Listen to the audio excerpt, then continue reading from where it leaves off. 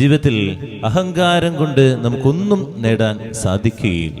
ഞങ്ങളും അന്ധരാണോ എന്ന് ഫരീസയർ യേശുവോട് ചോദിക്കുക. ഇതൊരു അഹങ്കാര.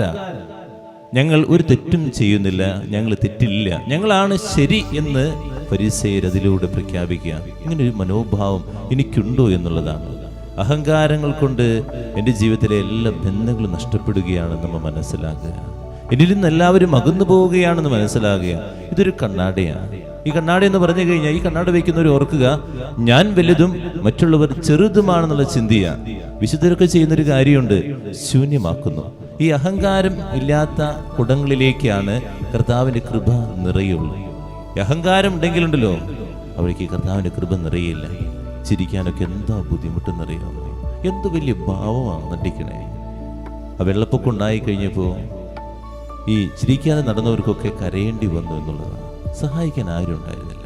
അല്ലെങ്കിൽ നമ്മൾ എന്തെങ്കിലും അധികാരം കിട്ടുമ്പോഴേക്കും നമ്മൾ ചിന്തിക്കുക നമ്മൾ എന്തൊക്കെയായി എന്നുള്ളത്. കുറച്ച് പണം ആവുമ്പോഴേക്കും നമ്മൾ എന്തൊക്കെയാണെന്ന്. നമുക്ക് ഇത്തിരി സൗന്ദര്യം ഉണ്ടാകുമ്പോഴേക്കും നമ്മൾ വലിയ ഭാവം നടിക്കുക. ഒരു രോഗം മതി, കഴിഞ്ഞു.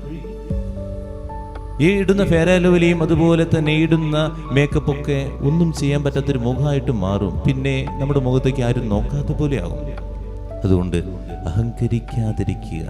വിശുദ്ധ അഗസ്തീനോസ് പറയുന്നുണ്ട്, മാലാഖമാരെ പിശാചാക്കി മാറ്റിയത് അഹങ്കാരമാണ്.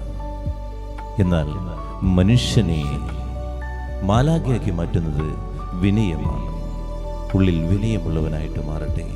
അപ്പോഴാ കർത്താവിൻ്റെ കൃപ എന്നിലേക്ക് ഇറങ്ങുള്ളൂ. പ്രാർത്ഥിക്കാം.